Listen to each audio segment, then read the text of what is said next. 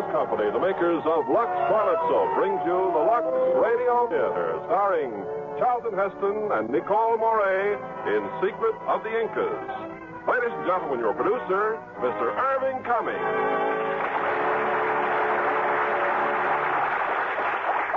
Greetings from Hollywood, ladies and gentlemen. Throughout the ages, men have been willing to sacrifice a great deal in the search for lost treasures, even their very lives. In tonight's play, Secret of the Incas, we will take you to the lofty Andes of Peru and the frantic race to find a fabulous sunburst of the ancient tribe of Incas. And we have the original stars of this exciting adventure drama from Paramount Pictures, Charlton Heston and Nicole Moray.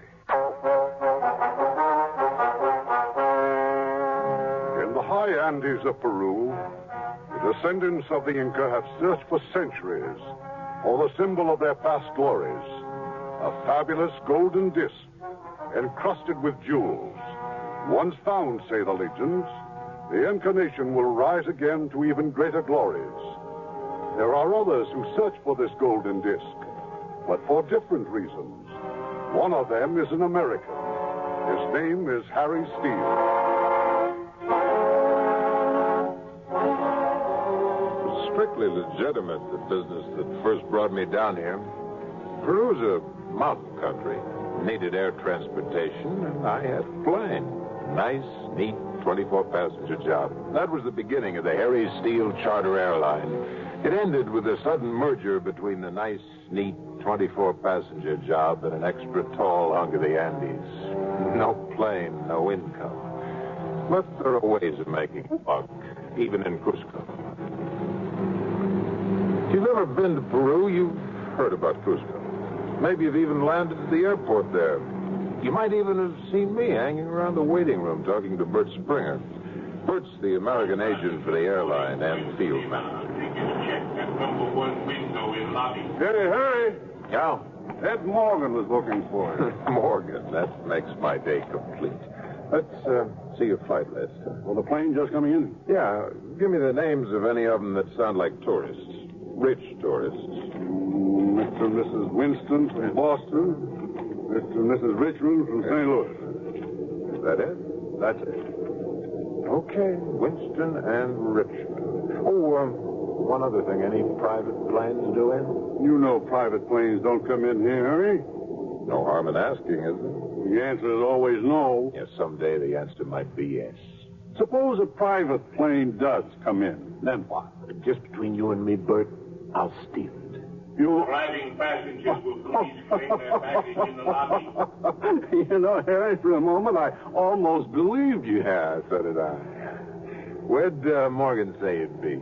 At El Prado, you ought to stay away from that crook. Why? He makes me feel honest. Well, here come my pigeons. I'll see you, Bert. Okay.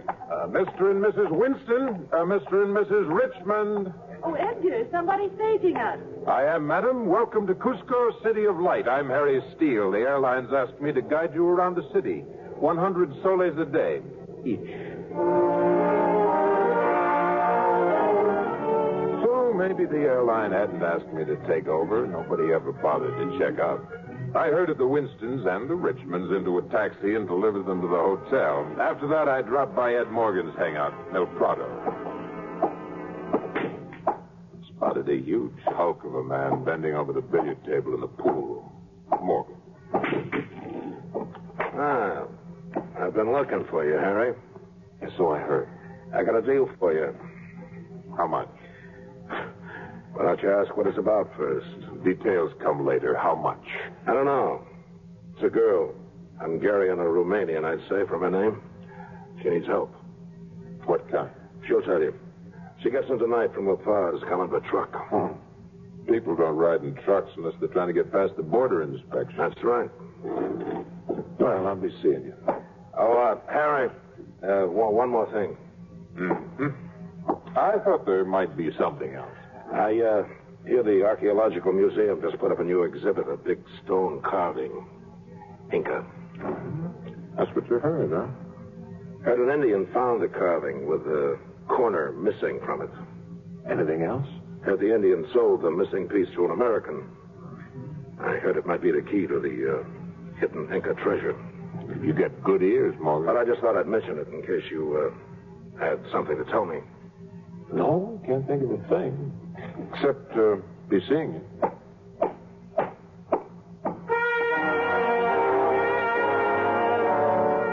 As I walked out, I could feel Morgan's eyes boring into my shoulder blades. Then, just as I reached the patio door, I jerked the knife out of the door and swung around. There's nobody in sight, so I turned and headed back for the pool room. Morgan saw me coming, the knife in my hand. There ain't no rough stuff now, Harry. Funny thing just happened to me. You see this knife? Throw it on the floor, Harry. Who does it belong to? Not me. Who does it belong to? A friend of mine. That's what I thought. You tell your friend he needs a little practice. His aim is bad.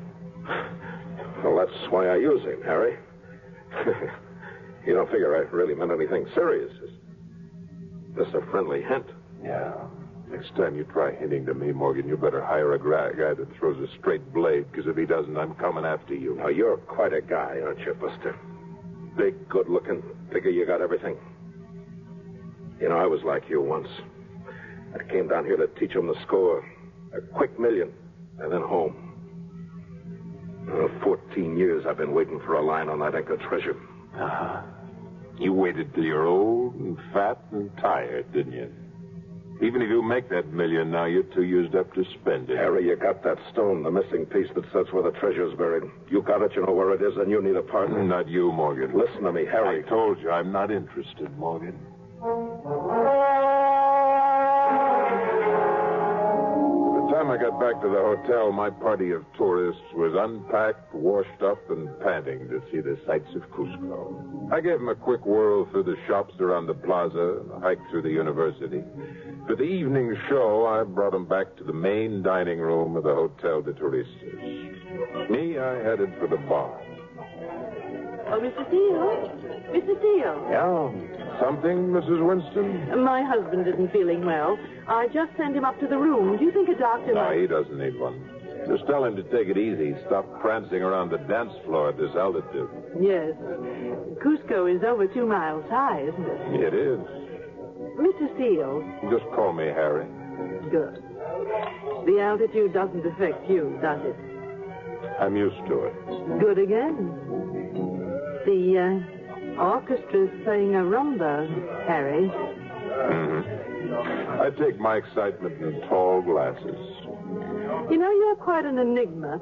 All afternoon, I've wondered why a man seemingly as capable as you... Buries himself in this half-forgotten corner of the world.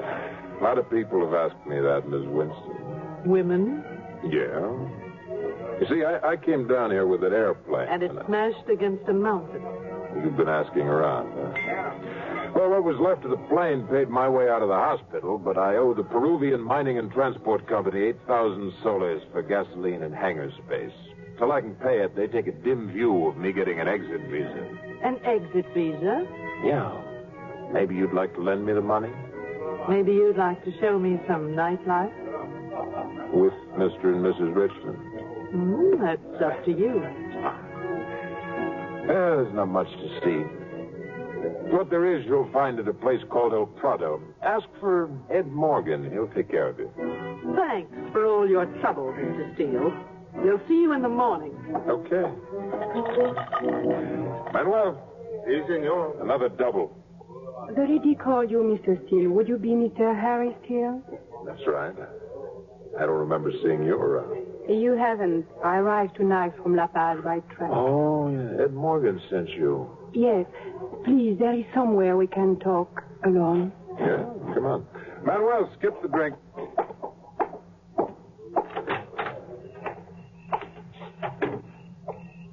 Hey, you've got seats somewhere in this patio. It is no matter.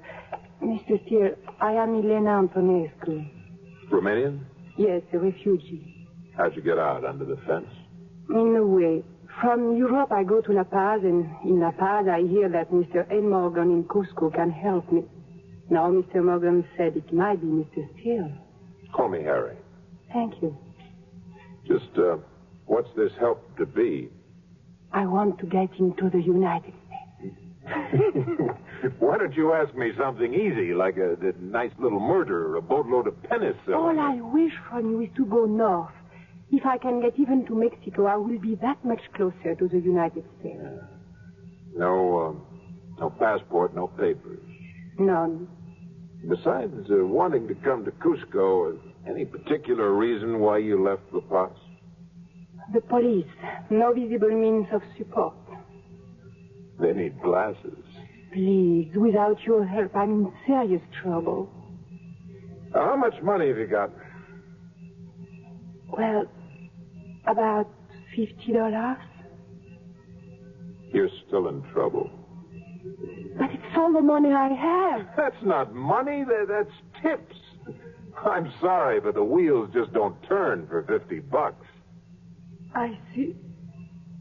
Oh, look.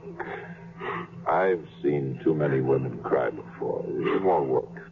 Maybe if you try somebody else. There is nobody else. It's no use. He'll come after me. Who will? The Romanian consul. He flew to La Paz to get me. Oh, now it's a different story. Huh? It wasn't because of the police in the You spot. never live behind the Iron Curtain. You don't know what it's like. And they do anything to get a refugee back. They'll follow me here. Well, that still gives you a couple of days to figure something out. The next passenger flight isn't due till Friday. I didn't tell you that the Romanian consul flies his own plane. No, you didn't. Flies his own. A big plane or a little one? I don't know. Why? Kind of a hobby of mine, planes. He's in La Paz. Yes. Oh, what's his name? Anton Marco. Huh? Here, maybe you can use this. What is it? Key to my hotel room. Oh, no, Now, look, you got to stay undercover. The room's all yours till I work out some details. Detail? Yeah, I'll tell you about them later. One of the details was a phone call I had to make. Long-distance call across the national boundary to La Paz, Bolivia. It was after midnight when I finally made the connection. Bueno. Señor Anton Marco, por favor. Yo soy el señor Marco. Oh, habla usted inglés, señor Marco? Yes. Who is this? My name is Steele. Harry Steele, Mr. Marco. It was a very interesting phone call, you might say. Very rewarding. Next morning, I had him send breakfast up to the girl in room 620. After that, mostly to pass the time, I escorted my tourists, Winstons and Richmonds, through the great cathedral and the museum. The curator opened the vault for him, brought out his rarest exhibits. This was found in a tomb just outside Cusco. And now, our most cherished and most valuable relic. Oh, a golden sunburst. Set with the finest jewels of the Inca Empire. How do we know they're the finest, Senor Fernandez? How about that sunburst that was stolen from the Temple of the Sun 400 years ago?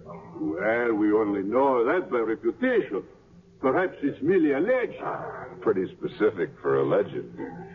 30 pounds of pure gold set with 119 diamonds and 243 other jewels. And no one knows where it is now? No one. You sure, Harry? Morgan. When did you develop a taste for museums? Just now. I want to talk to you, Harry. Listen. Harry, I'm losing my patience. Harry, would you listen? I am listening to the most beautiful sound in the world.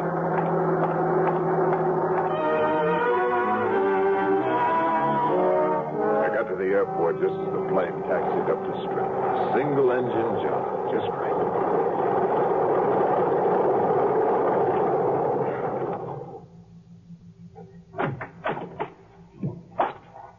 Welcome to Cusco, City of Light, Mr. Marcoux. You are the man who telephoned me?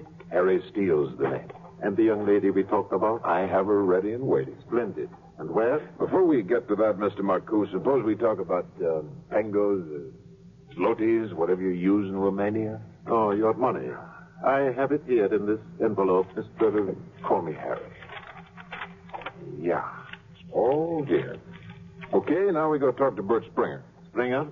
The airport manager, I thought you might like to order a full load of gasoline in case flying out of here in a hurry, maybe? Oh, you are a man after my own kind, Mr. Steele. I am, huh?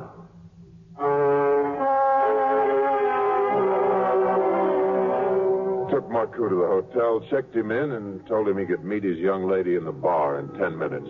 Then I went upstairs and broke the news to Miss Antonescu. It wasn't easy. I've never seen such a look of terror come into a woman's eyes. For me, just for money? No. For Marcoux's plane. I want that plane so bad I can taste it. I had to use you as the bait to get Marcoux to fly it up here. And you expect him to give you his own plane? No. I'll get it, but I need your help. Then you are not ready to turn me over, Marco. I never said I was going to. When I fly out of here, you go with me. Mexico? We'll talk about that when we get the plane. How? All we need are the keys. That's your job. He is waiting for us in the bar? Right now. Then the sooner the better, Mr. Steele. Swell. Oh, Miss Antonescu. Yes? Call me Harry.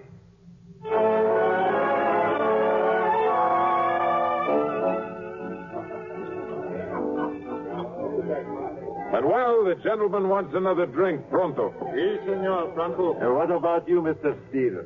And our lovely companion. Okay, 3 drinks, Manuel. Muy bien, senor. 37 each. And if I agree to return with you? This chief for the chanclet. Because I prefer to speak English. Perdóname, senor Steele. Yeah. The drinks, senor, you want them as before? Exactly the same. 1 glass with a double scotch, 2 glasses plain soda, and iced tea. But your friend, senor, so much whiskey at this altitude, it goes to the head very bad. No, really?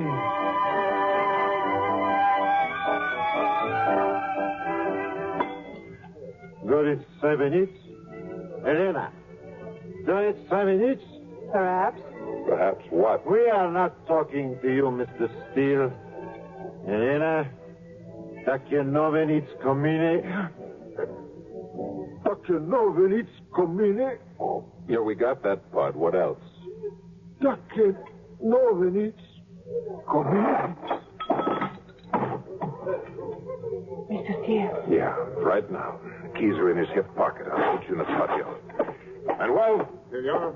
Maybe you better help Senor Marcoux to his room. Uh-huh. Yeah, you know how it is. Too much whiskey at this altitude, it goes to the head very bad. Si, very bad, senor.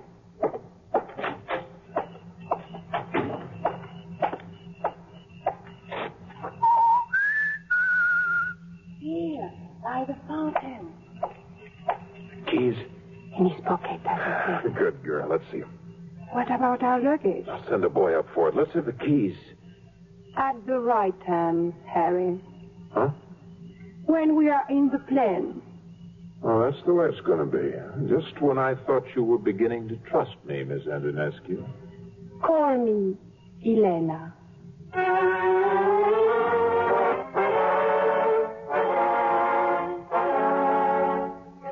Elena and I both needed Marcoux's plane, but for different reasons.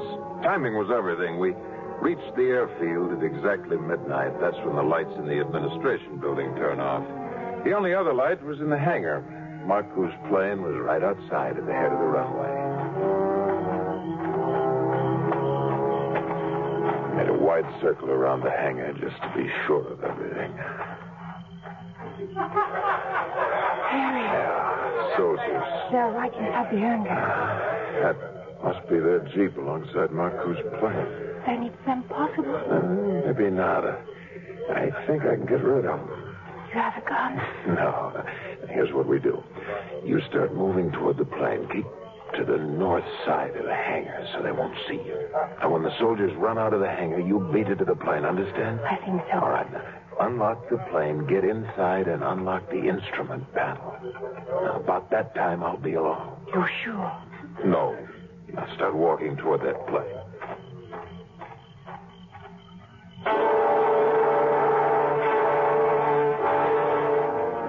I watched him start, then I circled back toward the administration building. Right outside the big glass window of the waiting room, there was a little strip of garden. That's where I found the rock.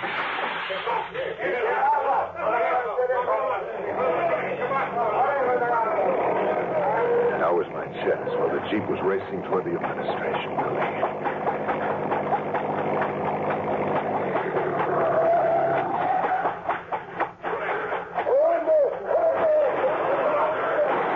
Harry, quickly. Harry!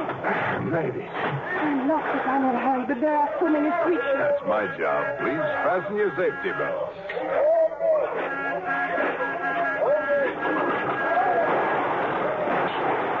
Harry, please, please!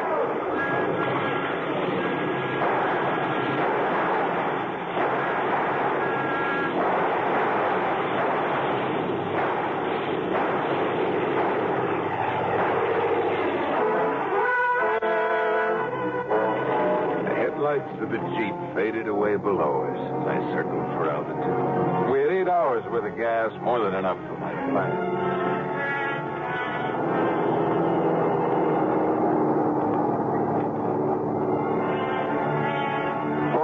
Later, I dropped down to look for a certain landmark.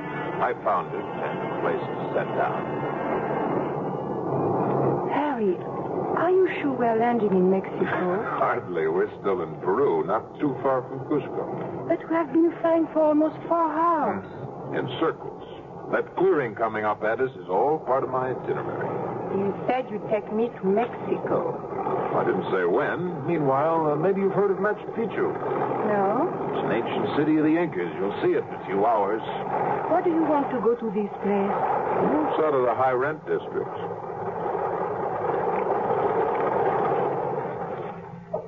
Okay, end of the line. I'm not going with you. Fine. You wouldn't get far hiking through the jungle in those high French heels, and... When will you be back? Oh, 2 or 3 days. You won't be lonely. There's plenty of wildlife to keep you company. Harry, Yeah? I think in my luggage I have walking shoes. We sat down almost in the bank of the Urubamba River. Marco's plane had a collapsible rubber lifeboat, which we used as a ferry. After that came the jungle. Harry, Yeah. where are you from? Look, don't waste your energy on chit-chat. Where, Harry? California. Ah, I know all about California. Everything. All the apples come from there. Apple. Yeah, sure. You see, I know everything about the United States. I want to go there to live, so I study and read all about it.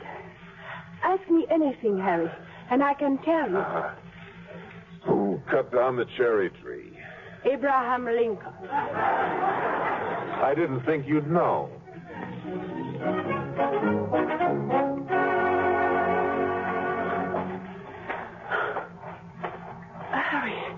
Harry, please. I can breathe. That's the altitude. Oh, Sit down for a minute. it's cold. The altitude. The altitude. Might as well get used to it. Machu Picchu's still higher. You have friends there? I hope not. Nobody goes there. It's just ruins. Huge city of stone built on a mountaintop. The Incas left it. It was lost for 1,000 years. A city of stone. And that piece of stone which you carry, is it from that city? What piece of stone? In your coat pocket. Twice I have seen you take it out and look at it like a man looks at a woman when they are in love. Maybe this sort of look. No, you cannot pretend it. Maybe this sort of kiss.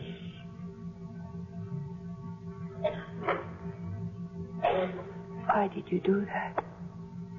Maybe to change the subject. Come on your feet. Let's move it. It was late afternoon when we reached the crest of the mountain. We came to a precipice with a sheer drop of thousands of feet. Below us was a mist of fog. Then, Slowly, here and there through the fog, we made out solid forms, towers of stone. Huge, gigantic, unbelievable towers of stone. Machu Picchu. It is. How can anyone describe it? A dream. Uh-huh. And this one's going to come true. Harry. I hear it. Perhaps a ship here. Likely. There's something else. Down there at the foot of the ruins. You see him? Yes, Dan. Army type. That means there's somebody else here to do some digging. Looks like some sort of an archaeological expedition. Well, we'd better start thinking up a good story for ourselves.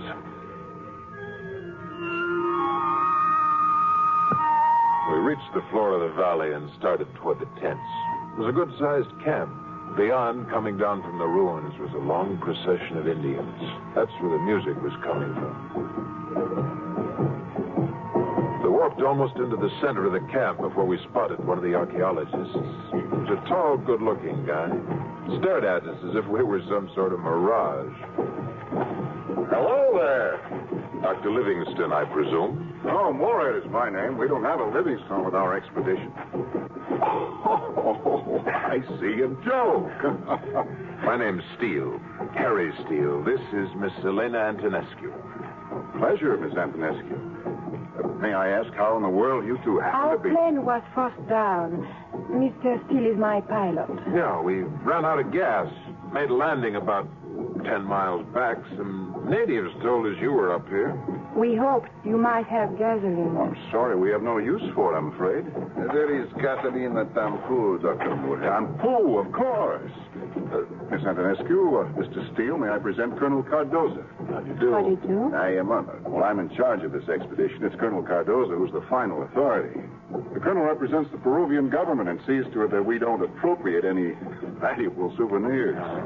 Found anything that fits that description? This afternoon, Mr. Steele, in one of the tombs, we found the mummy of the Mama Cuna, The Mamacuna? the high priestess of Machu Picchu. It is her mummy which the Indians are now bringing down into the camp. It requires great ceremony. Mr. Steele, about your gasoline problem. Oh, yeah, the gasoline. I'll shortwave to Tampu. That's our supply base, and ask them to send up some fuel by pack train. Oh, you have shortwave, sir? Well, naturally.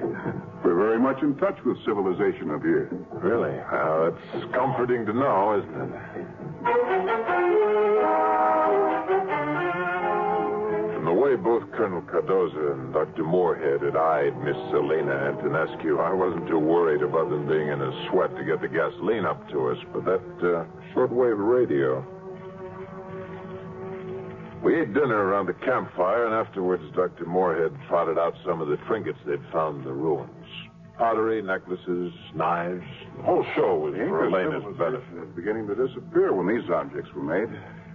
We believe that the finest specimens are still to be found somewhere in the ruins above us. In Manco's tomb, maybe? You know quite a bit about Inca history, Mr. Steele. Well, Manco was a great prince, wasn't he? Yes.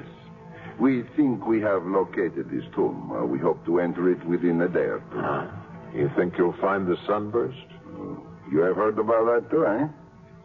Hasn't everybody? I haven't. What is this sunburst? A legend, Miss Antonescu. Supposedly, a great golden plate studded with diamonds and other jewels. The story goes that it was the symbol of Inca power, that it was stolen from the Temple of the Sun and hidden in Manco's tomb. That if this golden sunburst can be found, the Inca nation will rise again to even greater power. Well, this is what the Indians believe. Even though they're here in your camp? They, above all, they say there is a map carved in stone, a key that will lead its owner to the great sunburst. A map carved in stone. How big would this stone be? See what you've started, Mr. Steele. In another moment, we'll be discussing the positive reality of ghosts. It's not a bad idea. Why don't we?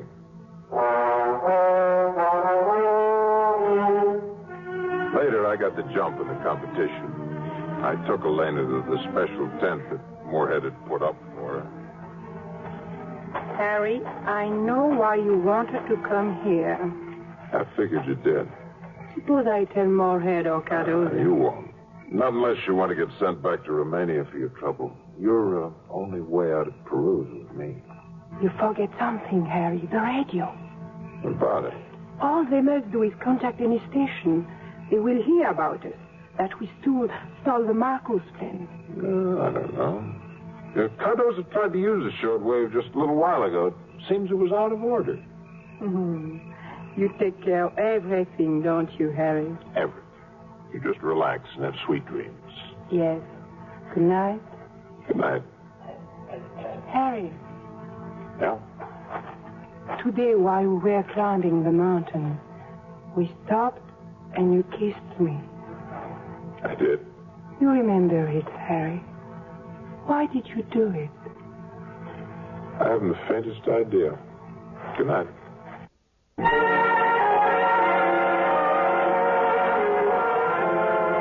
Next day, Moorhead and Cardozo invited us to go with them into the tunnel the diggers were driving under one of the temples.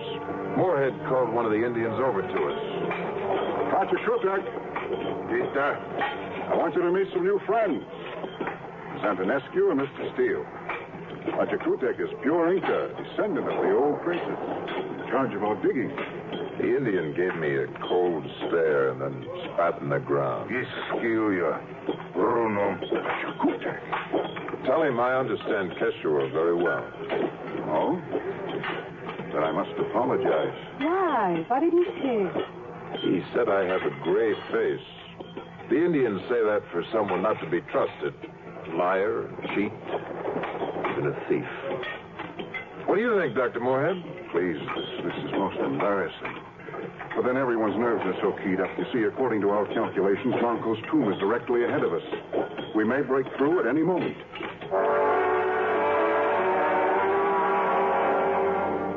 They didn't break through, not that day or the next. The air in the tunnel was so heavy with dust, Elena and I spent most of our time outside.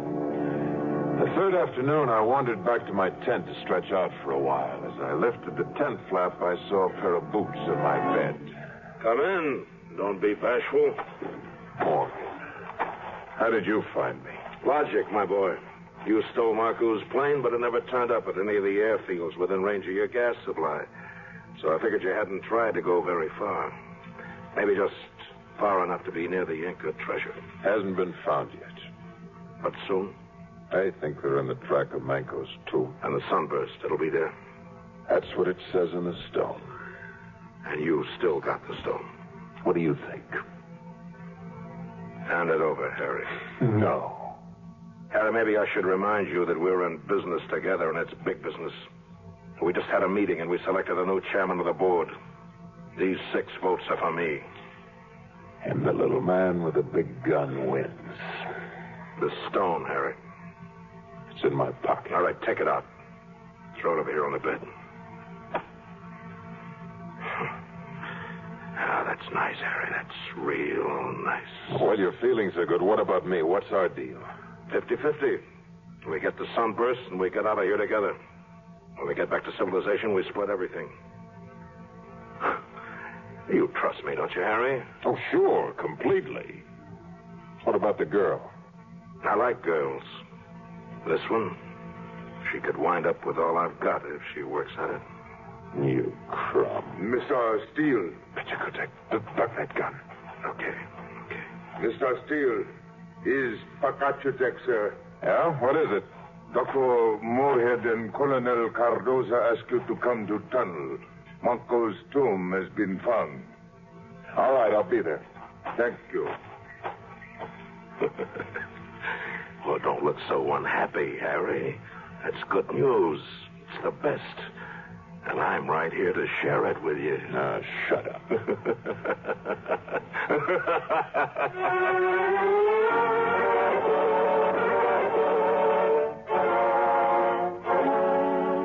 I figured I'd have to talk fast, alibi the arrival of Morgan at Machu Picchu, so I told Moorhead and Cardozo that just before the plane crash, I'd managed to send out a radio call. Morgan had picked it up and had come searching for us, but in their excitement, they hardly listened to my explanation. Gentlemen, this is the most important day of my life. Think of it. The tomb of Manco found. A great event, yes. I suggest we all have a drink on this. Right now, but the tomb is... We breached the wall, but we won't explore the interior until tomorrow. Tomorrow? Yes. Achakutek has requested a delay in order that his people may perform the required ceremonies. Now we must have ceremonies? Of course. This is an event of great religious importance to the Incas.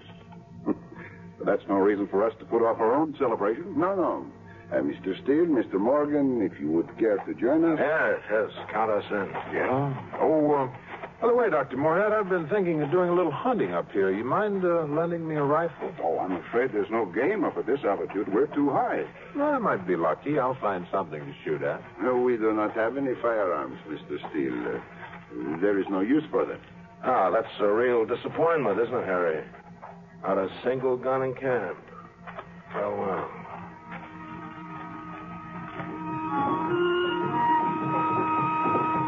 Morgan never let me out of his sight. At dinner, I managed only a few words to Elena. The whole valley glowed that night with the flare of 100 torches. The Indians were streaming in from all sides. From somewhere up the ruined towers of Machu Picchu, we could hear their music. Elena and Moorhead went up to watch the ceremony.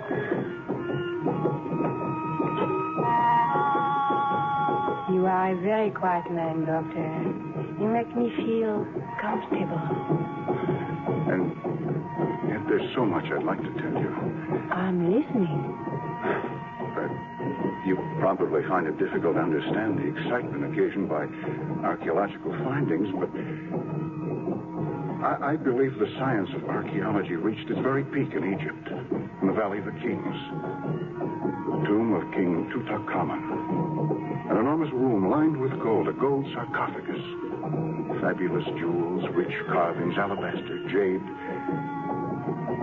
When they lifted the fantastic sheath of gold that covered the king, they found the most precious thing of all. A single flower on his breast, put there by his wife 4,000 years ago. Why do you tell me this, Dr. Moorhead? Because I'm trying to tell you that I love you. Oh. And I would like you to be my wife. But you don't know me. Elena. You know nothing about What is there to know? For 2 years, I've tried to get to the United States. This is only Peru, and I've had to do many unhappy things just to get here. None of that matters, Elena. Let me take you to the United States as my wife. To California? Anywhere you like. To California, where they have all the apples. Aren't you thinking of oranges? Am I? Yes. California is famous for oranges. I see. Dr. Moorhead, there is something I must know, something important. Yes. Who cut down the cherry tree? Why, George Washington, of course. But why does it matter? He lied to me even about that.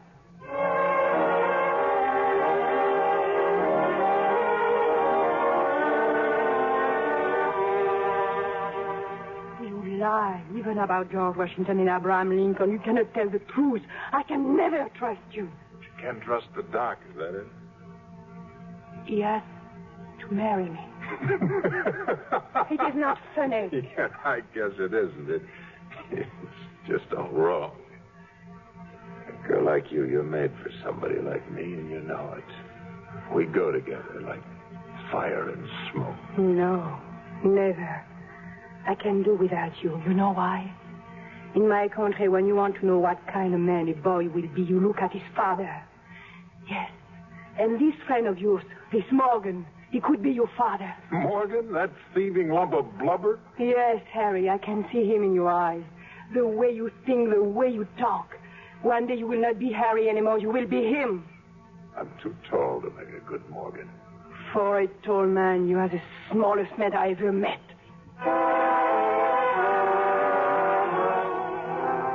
I went back to my tent. Found Morgan holding the piece of Inca stone under the oil lamp and muttering to himself. It doesn't make sense. The carving on this stone doesn't look like anything I've ever seen before. Ever seen a mirror? A mirror? Yeah, that's what one of those circles is supposed to be. Now, you can read it like a book, huh? Like a book. It looks like I'm going to have to depend on you after all, doesn't it? Weren't you planning to? Partners, aren't we? Oh, sure. Oh, man, we wish we could get into that tomb tonight. You know, for 14 years I've been dreaming about that sunburst, all of gold and jewels. And now it's almost in my hands. It'll be ours, Harry, ours. We'll split 50-50, a diamond for you and a diamond for me. How about it, Harry, huh? Keep talking. $1 million. It's worth that at least. You know what makes me shake just thinking about this? Yeah, look at my hands. I can't hold them still. You see, Harry? I see, yeah. But, what's the matter with you, Harry? Don't stare at me like that. Harry, what in blazes are you looking at? What do you see? Me, Morgan. Only me.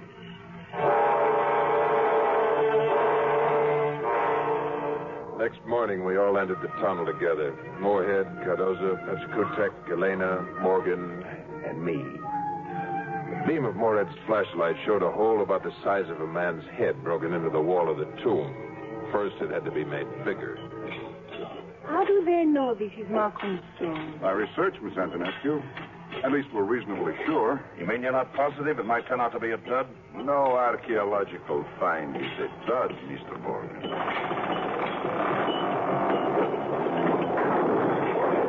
There we are. Colonel Cardoza, Pachkutek, put on your desk masks. Hey, what about us? Only members of the expedition will be allowed to enter the tomb. The rest of you must wait here. They crawled through the hole, then in a moment we saw Moorhead's flashlight sweeping the interior. Morgan started to shake again. Sweat rolled down his cheeks. Elena, she just stood there watching the two of us with an odd look. Then we heard Pachkutek yell. Oh, what does he say? Oh, what does he say? It's Manco's tomb. Oh, great. He was not fooled. Oh, talk in English, you fool. It's about the sunburst. Well, have they found it? Harry, have they found it? Yeah. It's made out of stone.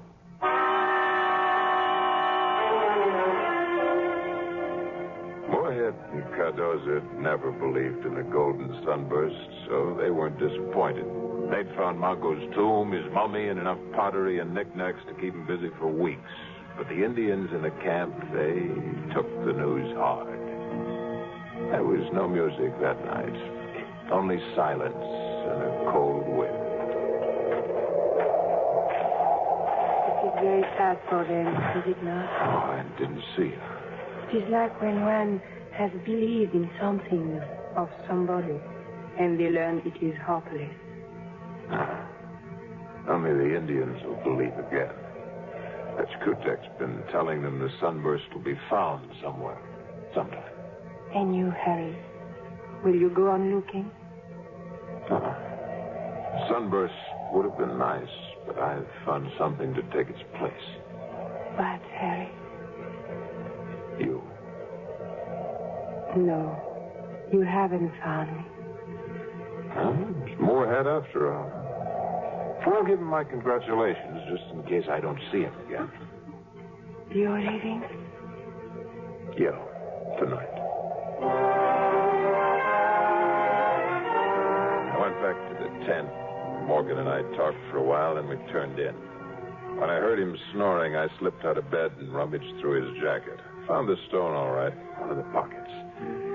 10 minutes later, I crawled through the opening into Manco's tomb. Just as I'd expected, Moorhead and Cardoza had left their equipment in the tomb. Flashlights, crowbars, carrying sacks. The mummy of Manco was in the center of the room. At the far end was a great stone throne, and above it, the stone sunburst. I played the flashlight on the sunburst. It was highly polished stone and shot back the light at me like a mirror.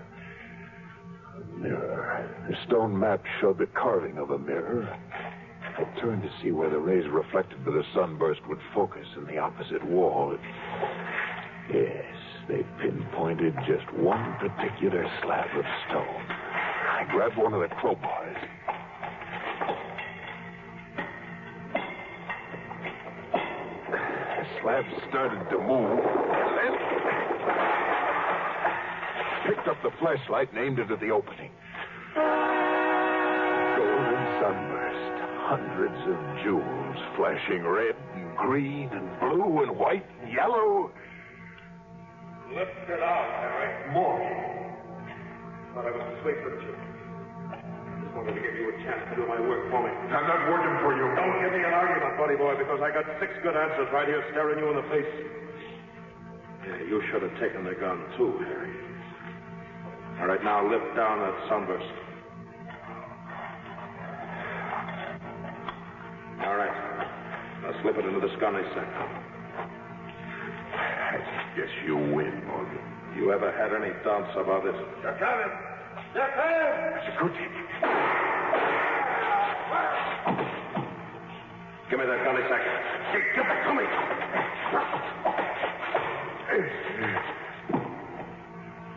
Thanks, Harry.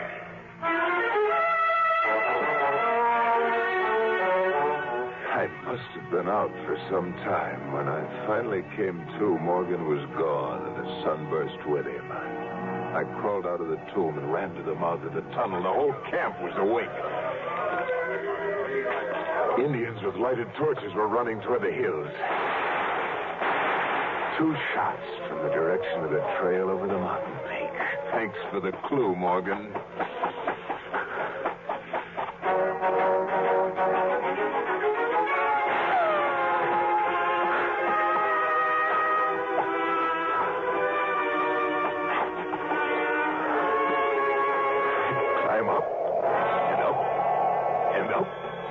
Finally, the trail ran along a narrow shelf of rock hanging out over sheer space.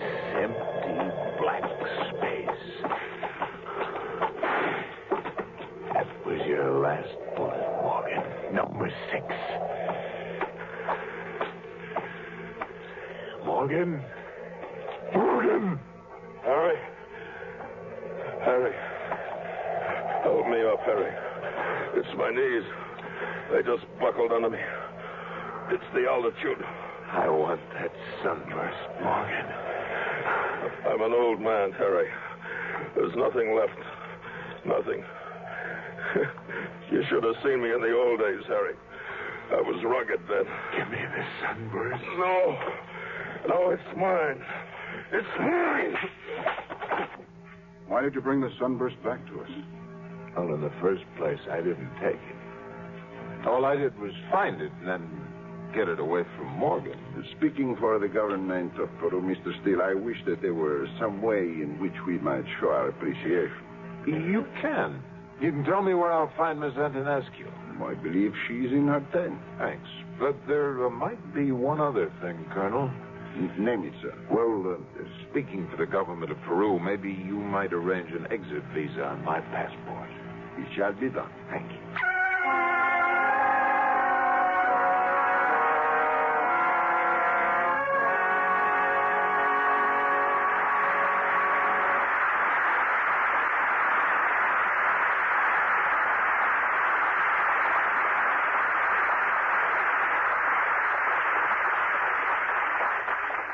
In a moment,